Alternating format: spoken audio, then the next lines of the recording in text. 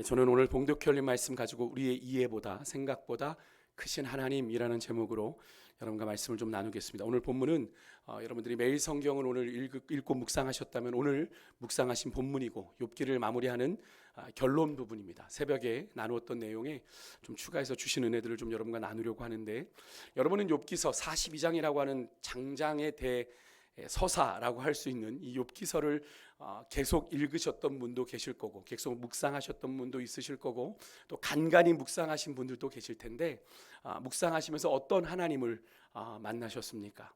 사실 욥과 욥의 세 친구들의 끊임없는 논쟁이 나오고, 엘리바스, 빌닷, 소발, 또 더불어 마지막 젊은 엘리후까지 지속적으로 욥에게 어떤 것을 강요하는 그런 논쟁에서 참 지루할 정도로 비슷한 내용들이 반복되었지만, 하나님께서는 그런 그들의 논쟁을 한 번에 종식시키는 논리를 하나님께서 38장에 등장하셔서 41장에 이르기까지 말씀해 주셨는데, 오늘 우리가 함께 좀 길게 읽어 내려간 이 본문은 우리에게 욥기를 통해서 말씀하시는 하나님이 어떤 하나님이신지를 우리에게 잘 정리해 주고 있기도 하고요. 그래서 그 하나님을 좀 우리가 나누고, 하나님을 우리가 신앙하는데, 믿고 따라간다고 하는데, 우리가 은연중에 가지고 있는 하나님에 대한 오해를 우리가 좀 풀어보는 그런 시간을 가지려고 합니다. 오늘 본문은 하나님이 38장부터 41장까지 욥에게 말씀하시고 난 뒤에 하나님을 향한 욥의 마지막 발언 장면이죠. 사실 욥이 31장 35절에서 전능자가 내게 좀 대답하시기를 바란다 라고 이렇게 절규했던 구절이 나옵니다. 제가 욥기를 좀 간간히 다루면서 그런 말씀을 드렸어요.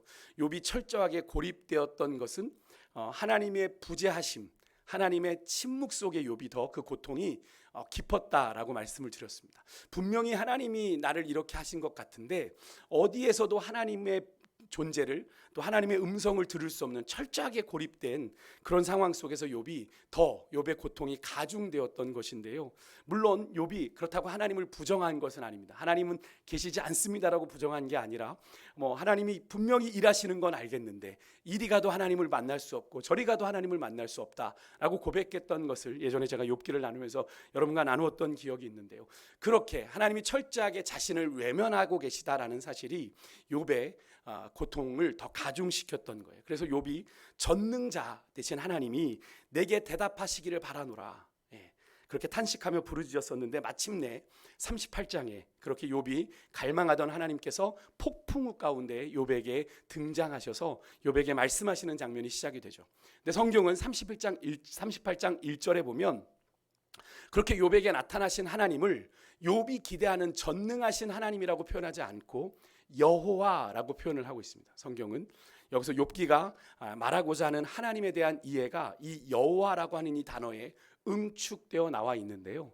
욥기에서 욥에게 나타나신 하나님을 그 욥이 소망했던 전능자 하나님이 아니라 여호와라고 부르신 까닭, 무엇일까요? 여호와란 이름은 바로 하나님께서 자기 백성의 고통을 외면하지 않으시는 바로 그 언약의 하나님을 의미하기 때문에 그렇습니다.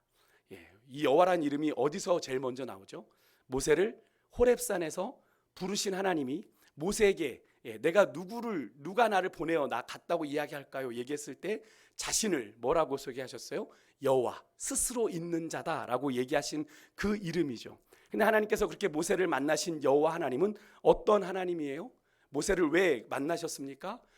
자기 백성의 고통을 출애굽에서 외치는 그 430년간 그들의 고통을 외면하지 않으시고 그들의 구원을 위한 준비를 하신 거죠. 그렇기 때문에 욥기라고 하는 이 책은, 욥기라는 책을 통해서 성경이 우리에게 말씀하고자 하는 하나님은 어떤 하나님이냐면 바로 자기의 택한 백성의 고통을 외면하지 않으시는 여호와 하나님이라고 하는 것을 우리가 알 수 있습니다. 애굽에서 430년간 노예 생활하며 하나님보다 애굽의 파라오가 더 익숙해져 갈 무렵에 하나님께서는 당신의 택한 백성의 부르짖음을 들으시고, 하나님은 외면하고 있는 줄 알았는데 하나님은 당신의 택한 백성의 구원을 위한 당신의 역사를 이미 몇 년 전부터요? 80년 전부터 시작하고 준비하셨죠. 그 증거가 누굽니까? 바로 이집트의 왕자로 자라난 모세였죠. 히브리 노예의 아들 모세. 그렇게 당신의 택한 백성의 고통을 외면하지 않으시고 구원을 이루신 하나님의 이름이 뭐라고요? 여호와라고 하는 겁니다. 여호와. 그래서 욥기가 욥에게 나타나 말씀하신 하나님의 이름을 굳이 여호와께서라고 이렇게 표현하신 데에는 바로 그런 의미가 있는 거예요. 앞에 보면 하나님께서라는 표현이 나오거든요. 그런데 38장에 하나님이 등장하시면서 여호와께서라는 표현으로 바뀝니다. 그러니까 욥의 고통, 지금 욥이 처절한 고통 속에, 하나님의 침묵 속에, 하나님의 부재 속에 영육간 고통 당하고 있는 욥의 고통을 하나님은 외면하지 않으셨다. 그래서 이제 욥을 구원하실 하나님이다라는 의미가 하나님의 등장과 함께 그 이름 속에 담겨 있다라는 거예요. 그렇게 긴 침묵을 끝내고 38장에서 욥에게 나타나신 이 여호와 하나님은 당장 어떻게 보면 욥의 억울함을 신원해 주시며 욥의 무고함을 친구들 앞에서 보란 듯이 변호해 주실 줄 알았는데, 그런데 그렇게 하지 않으십니다. 오히려 하나님에 대해서 수없이 질문을 했던 욥에게 오히려 하나님은 질문 공세를 펼치시는데, 여러분 38장 39장을 잘 읽어보시면 하나님이 계속 욥에게 질문만 던지십니다. 네가 이것을 아느냐? 이런 것들이 가능한 걸 너가 아느냐? 이런 하나님의 질문은 욥을 하나님이 어렵게 말문을 막으려고 하시는 게 아니라, 욥이 하나님에 대해서 미처 보지 못하고 세상에 대해서 미처 보지 못하고 인식하지 못했던 부분에 대해서 하나님이 욥의 눈을 열어주시고자 하나님은 하나하나 어떻게 천지 만물을 통해서, 또 하나님이 천지를 창조하신 일들을 통해서, 여러 가지 생태계를 통해서, 동물의 이야기들을 통해서 욥의 눈을 조금씩 열어줍니다. 그 내용이 뭐였냐면, 세상에서 하나님의 계획이 보이지 않는다고 원망하던 욥에게 하나님께서는 당신이 세상을 창조하시던 태고적의 시간까지 거슬러 올라가서 이 창조 세계가 어떻게 만들어졌는지까지 하나님이 이야기를 해주시죠. 욥이 알 수 없는 이야기입니다. 근데 하나님은 욥이 인식할 수 없는 그 시간에까지 가셔서 창조 때 하나님은 땅을 만드시고 육지와 바다의 경계를 정하시고 이런 이야기들을 하시며 이런 질문을 하는 거예요. 네가 보는 것이, 욥아, 네가 아는 것이 얼마나 되니? 라고 질문을 하시는 거예요. 네가 세상을 다 안다고 얘기하는데, 세상의 지혜를 네가 다 안다고 하는데, 하나님에 대해서 다 안다고 하는데, 네가 보는 것이, 네가 아는 것이 다 얼마나 되니?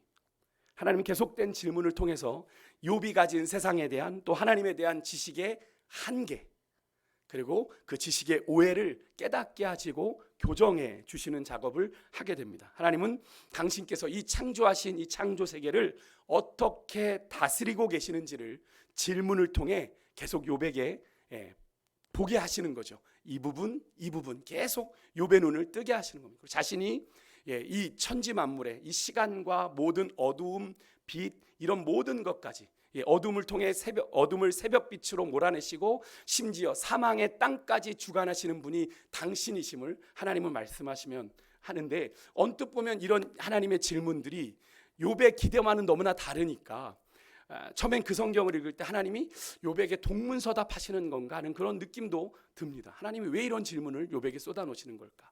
근데 하나님은 그렇게 욥이 다 알지 못하는 창조 세계에 대해서 욥에게 말씀하시는 이유는 분명한데, 바로 지금 욥이 처한 이 암담한 현실, 우리가 계속 표현하는 까닭 없는 고난, 그 답답한 현실만 보고 그것이 욥이 전부라고 생각해선 안 된다라는 거예요.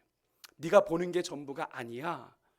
지금 네가 한없이 억울하게만 느껴지는 이 너의 처참한 고난도 그래, 그게 전부가 아니야. 네가 이 땅의 지평도 제대로 측량하지 못하는데 이 고난을 통한 나의 섭리를 다 헤아릴 수 있겠니? 라고 물어보시면서 인간이 가진 인식의 한계를 하나님이 알게 하시기 위해서 하나님은 계속 그런 욥에게 질문을 던지셨던 거예요.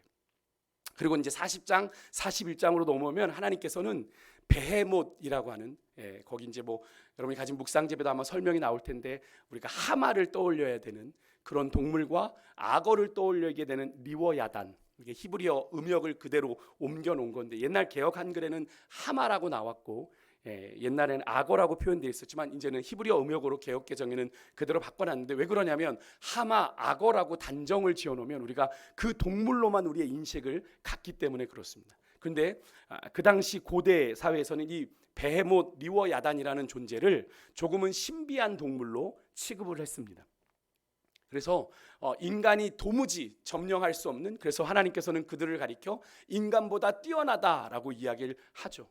그러니까 하나님과 인간 사이에 존재하는 존재로 이 베헤못과 리워야단이라는 존재를 부각시키셔서 하나님과 인간의 차이가, 물론 창조주 피조물의 차이가 물론 이미 있지만 인간이라는 게 참 어리석어서 자꾸 창조주 하나님처럼 되고 싶은 생각을 품거든요. 자꾸 하나님처럼 되고 싶은 마음들을 갖잖아요. 마지막 욥에게 질문을 쏟아부었던 엘리후라는 사람은 그렇게 자기가 하나님처럼 욥을 막 몰아갔던 이야기들을 우리가 기억하지 않습니까? 그래서 하나님은 욥에게 이 베헤못과 리워야단이라고 하는 인간에서 볼 때는 도무지 감히 상대할 엄두도 내지 못하는 그런 조금 신령한 존재를 언급시켜서 그런 존재도 하나님이 창조하신 존재다라고 이야기를 하시면서 인간에게 뭘 가르쳐 주시냐면 인간이 하나님을 다 이해하려고 하는 것, 인간이 이 창조 세계를 다 이해하려고 하는 것 불가능한 일이다라는 것을 하나님이 얘기해 주시는 거예요. 그렇게 인간이 가진 철저한 인식의 한계를 욥에게 깨닫게 하시고 난 뒤에 하시는 오늘 말씀이 오늘 이제 42장의 이야기인데, 하나님께서 욥이 정말 원하는 대답을 하지 않으십니다. 욥은 내가 왜 이 고난을 이렇게 까닭없이 겪고 있는지를 알고 싶은데 끝까지 하나님은 이 욥이 당하는 고난의 이유가 무엇인지 설명해 주시지 않고, 조금 전까지 제가 설명을 드린 것처럼 인간이 다 이해할 수 없고 인식할 수 없는 이 창조 세계, 그리고 이 창조 세계를 다스리시는 하나님을 설명하는 데만 그 이야기를 집중하고 있다는 건데요. 여러분, 이 사실이 우리에게 조금 중요한 영적인 사실을 하나 가르쳐 주는데, 그것은 바로 하나님은 우리가 기도한 대로, 우리가 바라는 대로 응답하지 않으실 수 있다라는 사실이에요. 하나님은 욥이 그토록 갈망하던 답, 내가 왜 하나님 이런 까닭없는 고난을 당하고 있습니까? 라는 이유에 따로 답을 주시지 않았습니다. 따로 답을 주시지 않아요. 그저 하나님께서 어떤 분이신지, 그런 욥에게 이런 고난을 허용하신 하나님이 어떤 분이신지만을 거듭되는 질문을 통해서 욥이 스스로 그 질문에 답을 찾으면서 하나님이 어떤 분이신지를 깨닫게 하셨고, 욥이 스스로 그 답을 찾아가도록 고백하게 하신 건데요. 여러분, 그래요. 제가 자주 말씀드렸죠. 우리가 신앙생활하면서 제일 많이 하는 게 기도일 거예요. 근데 우리가 기도의 응답을 여전히, 제가 자주 말씀드렸는데 여전히 우리가 원하는 대로 주시는 것만, 예스라고 하는 것만 기도의 응답이라고 오해하는 경우가 있어요.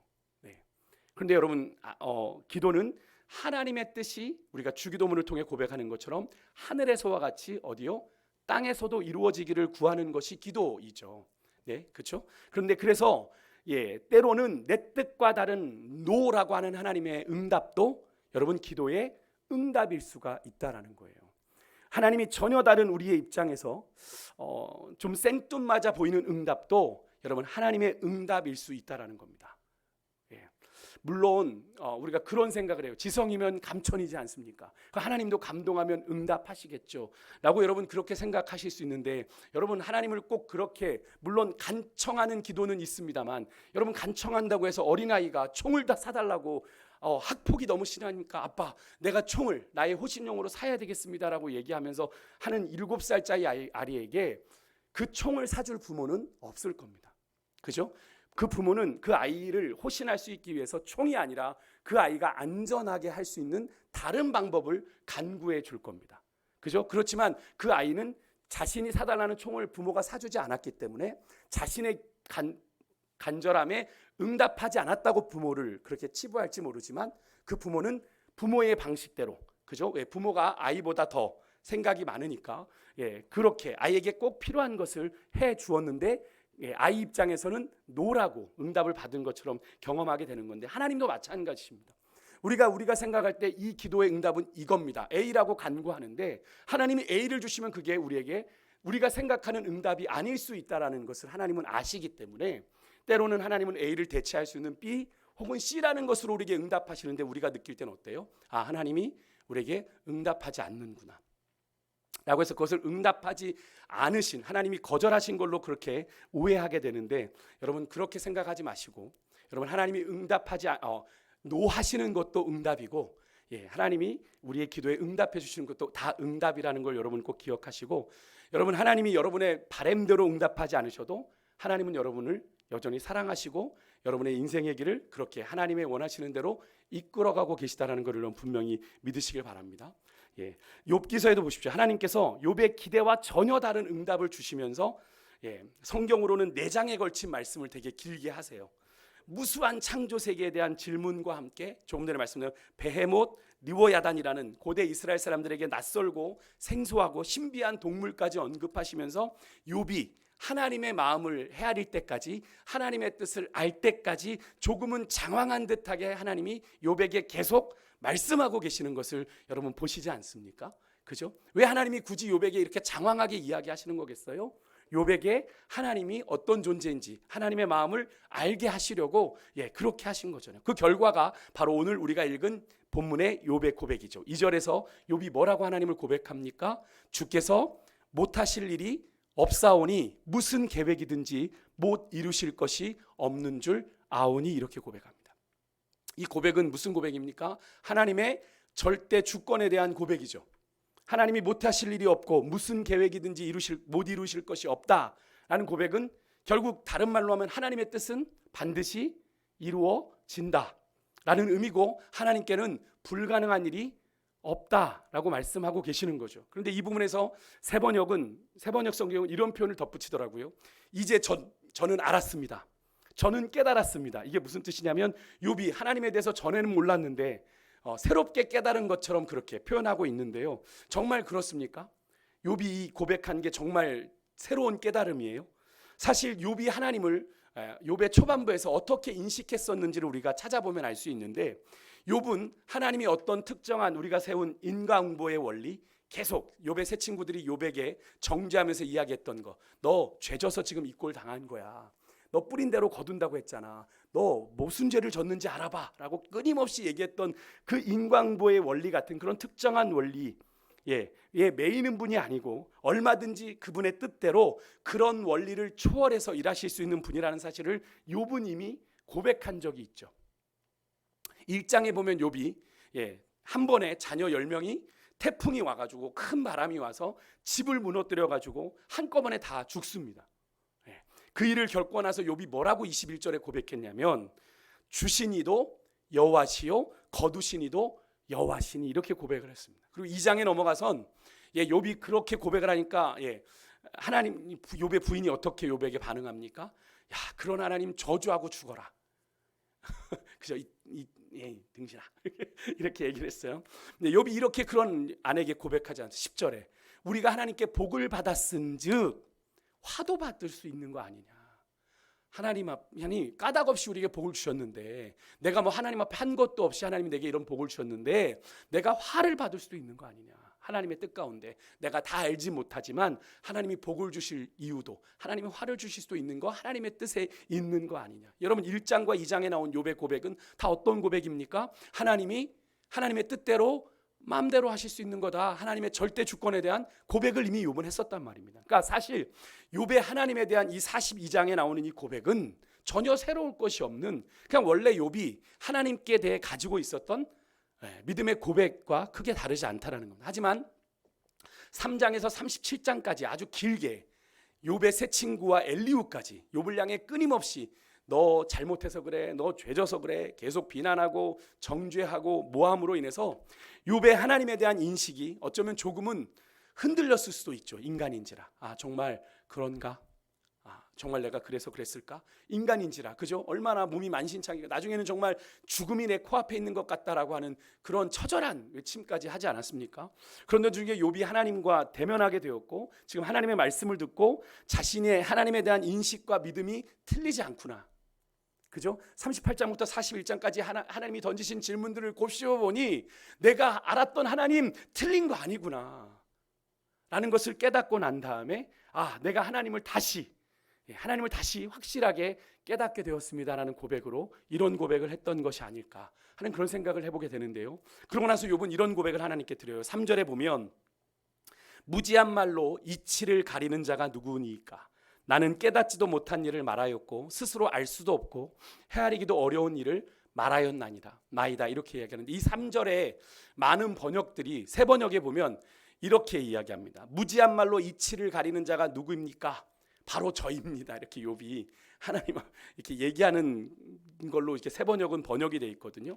근데 욥기를 우리가 계속 묵상해 왔지만 하나님의 이치를 가렸던 건 욥이 아니라 누구였습니까?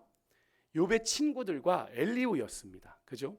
하늘에서 벌어진 천상회의를 모른 채 하나님의 뜻이다. 뭐 욥이 지금 이렇게 당하고 있는 건 너 하나님의 뭐 뜻이다. 뭐 하나님이 너 죄져서 그렇게 심판하는 거다라고 그렇게 몰아갔던 사람은 욥이 아니라 욥의 친구들이었죠. 사실 욥은 그런 말 한 적은 없습니다. 그렇기 때문에 사실 이 3절은 이렇게 번역이 돼야 돼요. 저는 이해할 수 없다고 말했습니다. 제 이해를 넘어서는 하나님의 일들을 저는 모릅니다. 그러니까 욥은 계속 그렇게 고백해 왔죠. 하나님 잘 모르겠습니다. 하나님 좀 알게 해주십시오. 하나님 내가 전능자를 통해 내가 알기를 원합니다라는 고백을 계속 욥은 했잖아요. 그러니까 욥의 고백은 사실 이게 맞는 거죠. 그래서 이어지는 4절에 보면 욥은 하나님께 대하여 이렇게 이야기를 하는 거예요. 내가 주께 묻겠사오니 주여 내게 알게 하옵소서라고 이렇게 구하는 겁니다. 내가 하나님 묻습니다. 하나님 나로 좀 알게 해주십시오. 그리고 5절에서는 이렇게 고백합니다. 내가 주께 대하여 귀로 듣기만 하였사오나 이제는 눈으로 주를 배웁나이다. 여기서 욥이 귀로 들은 하나님이라는 건 욥이 원래 가지고 있던 하나님에 대한 잘못된 이해. 사실 서두에도 말씀을 드렸지만 기존에 욥이 가지고 있었던 하나님의 이해 크게 잘못된 건 없죠. 물론 인간적인 한계는 있습니다. 그리고 친구들을 통해서 들은 하나님에 대한 이해가 바로 그런 거죠. 하나님이 인과응보의 하나님으로 너를 이렇게 심판하신 거야. 너를 이렇게 까닭없는 너를 고난 가운데 밀어넣으신 거야. 너를 저주 가운데 밀어넣으신 거야. 욥의 친구들은 끊임없이 하나님의 인과응보의 논리를 가지고 뿌린 대로 거둔다는 걸 가지고 하나님을 제한해서 이해를 했죠. 그 관점에서 보면 너는 지금 그래서 너가 이 저주 가운데 있는 거. 너 지은 죄 생각해봐. 계속 몰아가죠. 그래서 하나님에 대한 올바른 인식이 불가능했습니다. 그런데 그런 그들의 주장을 욥도 듣다 보니 사실 욥도 인간적인 한계에 하나님의 이해가 자꾸 제한되고 있었던 것을 경험했던 거죠. 하지만 하나님의 계속된 38장부터 시작된 질문, 또 신비한 동물 베헤못, 리워야단에 대한 하나님의 말씀을 통해서 욥은 하나님의 안목으로, 하나님의 관점으로 세상을 바라보는 눈이 조금씩 열려지게 된 겁니다. 아, 그렇구나. 미처 보지 못했던 부분들에 눈이 열려지게 된 겁니다. 그래서 이 혼돈과 무질서가 존재하는 이 세상에서 그런 인간의 입장에서 불가항력적이고 무능력할 수밖에 없는 그런 절대 악, 절대 불의를 통해서 역설적으로 이 세상에 하나님의 그런 신비로운 질서가 세워져 가고 있구나라는 것을 깨닫게 됩니다. 왜냐하면 그런 베헤못, 리워야단 같은 인간에 볼 때는 신과 같고 절대 불가항력적인 그런 존재도 하나님이 뭐라고 말씀하셨냐면 내가 창조했고 내가 다스린다라고 얘기를 하시거든요. 그러니까 하나님의 질서가 우리가 볼 땐 무너지는 것 같아요. 세상을 보면 불의가 가득하고 이해가 되지 않는 그런 현실들, 막 저렇게 뭐 전쟁, 그래서 무고한 사람들이 죽어난 것을 보면 하나님이 어디 계신가라고 질문을 하게 되고 하나님의 그런 공의에 대해서 의심을 하게 되지만 그런 상황 속에서도 우리가 다 이해할 수 없는 하나님의 질서가 그 가운데서 이루어지고 있다라는 걸 하나님은 얘기하고 계시는 거거든요. 그러니까 하나님을 그렇게 관념이 아닌 실체로 하나님의 일을 더 욥은 분명하게 깨닫게 된 겁니다. 하나님을 아는 지식이 욥에게 더 넓어지고 깊어지게 된 것을 우리가 의미해요. 그래서 욥이 지금까지는 내가 귀로 들었지만 이젠 내가 하나님을 눈으로 봅니다. 하나님을 더 깊이 인식하는 영적인 세계로 욥이 들어가는 영적인 성숙을 이 시간을 통해 경험하게 되었다라는 거예요. 그래서 욥이 하나님을 이제는 내가 눈으로 배웠습니다라고 고백을 하는 건데, 한편으로 욥은 그런 하나님의 무한한 지혜 그리고 섭리 앞에서 인간이 가진 인식론적인 한계, 존재론적인 한계를 더 깊이 체감하게 되는 거죠. 인식론적인 한계라는 건 뭡니까? 인간이 하나님이란 존재를 온전히 완벽하게 완전하게 인식하는 것은 불가능하다라는 것을 깨닫게 되는 것이고요. 존재론적인 한계란 뭡니까? 피조물인 인간과 창조주의인 하나님 사이에 존재론적인 질적인 차이가 분명히 있구나라는 것을 욥은 이 이야기를 통해 깨닫게 되는 겁니다. 그래서 6절에서 이런 고백을 욥이 하게 되는 거예요. 그러므로 내가 스스로 거두어 드리고 티끌과 제 가운데에서 회개하나이다. 나의 한계가 있음에도 불구하고 그렇게 하나님을 이해하는 것처럼 내가 푸념을 늘어놨던 거, 내가 이렇게 하나님 이게 뭡니까라고 한숨 지었던 것에 대해서 회개한다라는 것. 티끌과 제 가운데에서 한다는 건 회개를 상징하는 모션이잖아요. 그러니까 스스로 거두어 들였다는 이 표현은 여기서 액면 그대로 욥이 그동안 하나님에 대해서 품었던 의문이 이제는 하나님 내가 풀려서 더 이상 물을 것이 없고 기존에 욥이 가지고 있던 하나님에 대한 오해도 다 풀렸습니다라는 그런 의미입니다. 한편으로는 이 단어가 이런 뜻도 있어요. 멸시하다, 싫어하다라는 뜻도 있어서 이 문장을 이렇게 이야기하는 학자들, 나는 조롱과 멸시를 당했습니다. 그렇죠? 욥이 37장에 이르기까지 친구들에게 정말 조롱과 멸시를 당했다라고 하는 그런 의미로도 쓰여졌는데 전혀 다른 의미인 듯하지만 여기에 이 두 의미가 다 적용될 수 있다는 사실이 좀 흥미로운 욥의 현 주소인데요. 이어지는 구절 회개하나이다라는 구절도 그래요. 액면 그대로는 내가 하나님 앞에 회개합니다. 우리가 알고 있는 죄에서 돌이킨다라고 하는 그런 의미도 있지만 이 단어에는 또 위로라는 뜻이 담겨 있어요. 위로. 그래서 내가 하나님으로부터 내가 하나님의 존재를 깨닫고 나니 내가 위로를 받았습니다. 이게 무슨 의미냐면 내가 하나님의 그 절대적인 존재 앞에서 인식의 내가 한계를 깨닫고 존재론적인 한계를 깨닫고 나니까 내게는 어떤 가능성, 어떤 기대, 어떤 소망도 없는 존재다라는 것을 깨닫고 나니까 역설적으로 내가 하나님을 더 의지하고 하나님을 더 붙잡을 수밖에 없는 존재라는 사실을 욥은 깨달았다는 겁니다. 그 사실이 욥에게 너무나 큰 위로가 되었다라는 것을 의미하는데요. 어떤 학자는 이걸 이렇게 번역을 했는데 참 의미가 있는 것 같아요. 2절부터 6절까지 이렇게 번역을 좀 했습니다.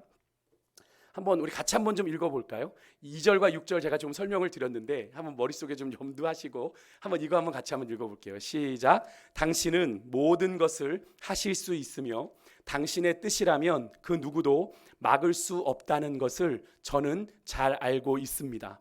알지도 못하면서 당신의 뜻에 대해 함부로 이야기한 사람이 누구입니까? 그래서 저는 말했던 것입니다. 저는 모른다고요. 인간 이해 능력을 벗어나는 당신의 놀라운 일들을 저는 알 수 없는 것이라고 줄곧 말해왔습니다.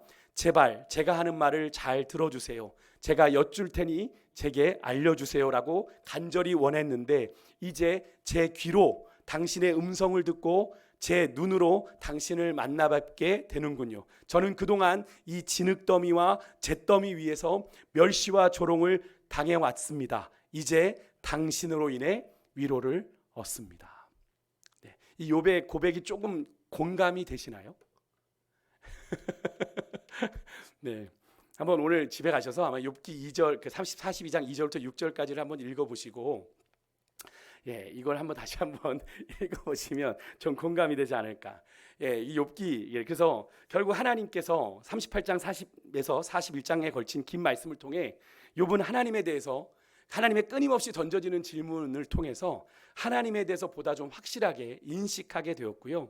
그런 하나님에 대한 확신이 욥을 이렇게 진심 어린 회개의 자리로 또 위로의 자리로 이끌었다라고 하는 겁니다.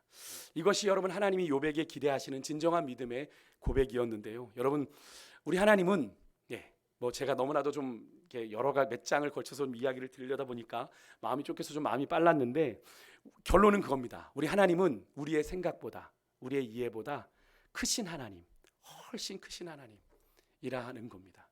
우리가 하나님을 다 아는 것 같고 저도 참 요번에 욥기를 참 새롭게 다시 묵상하면서 정말 제게는 참 큰 은혜가 되었던 것 같아요. 이런 하나님 앞에서 제 존재가 한없이 더 작아지는데 그게 더 소망이 되고 더 기대가 되는 겁니다. 내가 할 수 있는 게 없으니까, 내가 해서 바꿀 수 있는 게 없으니까, 하나님이 역사하시면 더 큰 일들을 이루실 수 있으니까 그런 소망을 품게 하시는 그런 욥기의 묵상이었는데요. 여러분 이런 하나님의 위대하심 앞에서 우리 인간은 너무나도 분명한 인식 그리고 존재론적인 한계를 가졌다라는 사실을 우리가 꼭 기억하시고요.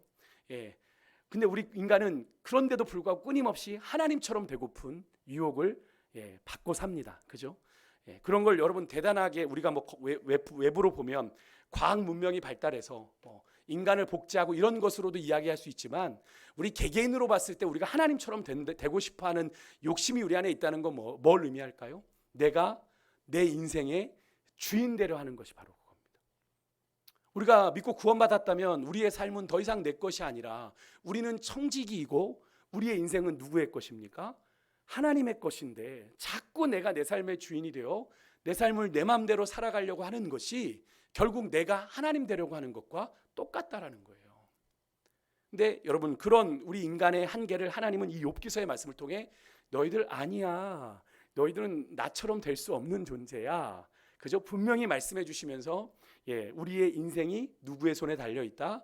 하나님의 손에 달려 있음을 분명히 이야기해 주고 계시잖아요. 함부로 여러분 하나님에 대해서, 하나님이 하시는 일에 대해서 여러분 속단하거나 판단하지 마시고요.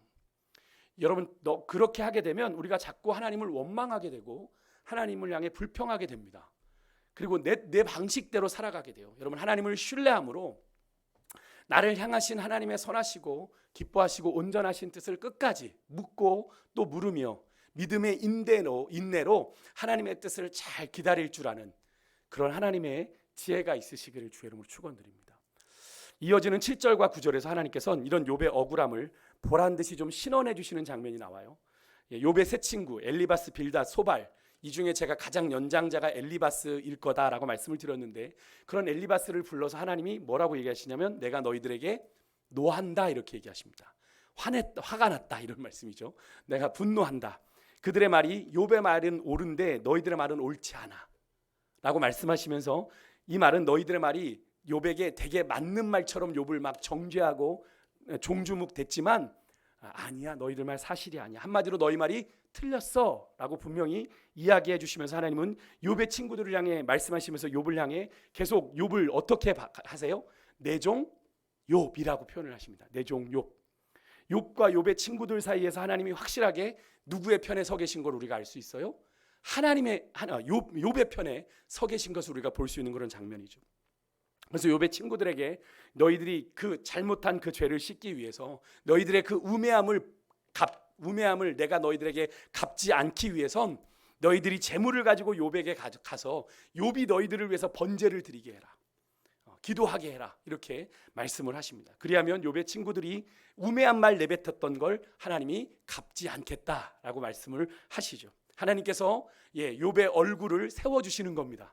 욥의 친구들 앞에서 욥은 정말로 조롱과 멸시를 당했다라고 얘기할 만큼 처절한 시간을 보내왔는데, 하나님께서 욥의 그 억울함을 욥의 친구들 앞에서 보란듯이 신원하여 주실 뿐 아니라 욥을 하나님과 그의 친구들 사이에 중보자로, 욥이 없으면 그들의 죄가 용서받을 수 없는 그런 특별한 존재로 욥의 권위를 세워주시는 그런 장면을 보게 되는데, 저는 이 말씀을 묵상하면서 시편 23편의 이 구절이 떠올랐습니다. 원수의 목전에서 내게 상을 베푸시고 기름으로 내 머리에 바르셨으니 내 잔이 넘치나이다 라는 이 고백이 저는 욥의 고백 같은 그런 고백이 생각이 들었는데, 그렇게 친구들을 위해서 기도하는 욥을 하나님이 기쁘게 받으셨다라고 9절에 기록하는데, 이 9절의 원문 번역은 하나님이 욥의 얼굴을 드셨다라는 뜻이에요. 얼굴을 들었다는 건 하나님이 특별하게 욥을 사랑했다, 편애를 의미하는 표현입니다. 고개를 들라 이러면 이제 딱 약간 그 임금이 고개를 들라 이러면 욥 임금이 좀 관심이 많이 가는 그런 느낌을 떠올려 보시면 될 것 같아요. 하나님이 욥을 특별히 사랑하고 계시다라는 걸 알 수 있는 그런 장면인데요. 욥이 아마 그동안 친구들에게 정말 조롱과 멸시를 당하면서 가졌던 마음의 상처가 정말 눈 녹듯 씻겨 내려가는 그런 순간이지 않았을까 하는 그런 생각을 해보게 되는데, 그렇게 하나님은 욥의 억울함도 씻어 주십니다. 그리고 나서 마지막 10절에서 17절에 이제 욥의 회복의 역사 주시는데, 하나님께서 그런 욥에게 처음보다 더 복을 주셨다라고 12절에 이야기를 하시는데, 정확하게는 10절에 갑절의 복이죠. 그의 재산이 2배가 됐고 자녀들은 원래의 숫자를 회복하게 됩니다. 욥이 고난 당한 때가 몇 살인지 나오지 않는데, 이 고난 사건 이후로 욥이 얼마를 더 살았다고 얘기하냐면 140년을 더 살았다. 그리고 아들과 손자 4대를 보았다라고 기록하는데, 이 아들과 손자 4대를 보았다라는 얘기는 장수했다는 이야기고요.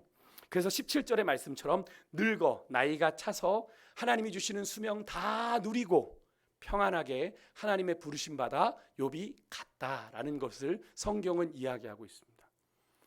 그러고 나니 11절에 보니까 욥이 다 회복되고 나니까 욥이 전에 알던 모든 사람들이 다 욥을 찾아와서 욥의 집에서 함께 먹고 욥을 위하여 진심으로 슬퍼하고 위로했다. 아주 흐뭇한 해피엔딩의 이야기인 것처럼 보이는데, 저는 그런 장면 속에 한편으로는 씁쓸한 웃음을 지을 수 없었던 것이, 하나님께서 욥의 소유도 회복하시고 욥의 인간관계도 회복하시는 장면인데, 한편으로는 욥이 정말 외롭고 힘들고 고독할 때, 예, 그죠? 욥이 정말 조롱과 멸시를 당하는 그 순간에 욥을 다 떠났잖아요. 이 사람들이, 그죠? 그런 자들이 욥이 다 회복되니까 하나님이 복을 주시니까 다시 찾아와 욥의 그 그늘에 깃들었다. 그래서 욥이 가진 그것을 같이 누리며 먹었다. 그것을 딱 보면서 사람이라는 게 참 믿을 게 못 되는구나. 그죠? 정말 그래요, 여러분. 사람이 좋을 때 좋은 거지 등 돌리면 무서운 게 사람이잖아요. 늘 말씀드리지만 여러분, 사람은 믿음의 대상이 아닙니다. 그러니까 여러분 뭐 가깝고 지인이고 친척이라고 해서 제가 늘 말씀드리잖아요. 돈 관계 하시지 마시라고. 교회 안에서 돈 관계 하지 마십시오. 그래서 제가 뭐 누가 뭐 이렇게 돈을 빌려주려고 달라고 하면 제가 주실 거면 하시고 돌려받을 생각이면 하지 마십시오라고 제가 말씀을 드리는 이유가 제가 한 20년 그래도 부교육자로 목회하면서 그런 사례들을 몇 번씩 경험했어요. 교회 안에서 그 돈 관계로 문제가 생겨서 두 분 다 찾아오면 누구 편을 듭니까, 목사가? 받지 마세요라고 얘기합니까? 꼭 받으십시오라고 얘기합니까? 주십시오라고 얘기합니까? 줄 수 있는 형편도 안 되는데 정말 난감합니다. 그럼 결국 두 분 중에 한 분을 잃거나 두 분을 다 잃거나 그런 일들을 정말 많이 경험했기 때문에 제가 교회 안에서는 되도록이면 돈 관계를 하지 마십시오라고 말씀을 드리는 이유가 그런 겁니다. 사람은 믿음의 대상이 아니거든요. 좋을 때는 얼마든지 뭐 간쓸게 다 빼줄 수 있지만 여러분, 좋지 않을 때는 매몰차게 등을 돌리는 게 사람이거든요. 그러니까 여러분, 사람은 믿음의 대상이지 믿음의 대상이 아니라 사랑의 대상이라는 걸 여러분 꼭 기억하시고, 사람을 너무 많이 의지하느라 상처받지 않으셨으면 좋겠습니다. 주변에도 그런 분들 계세요.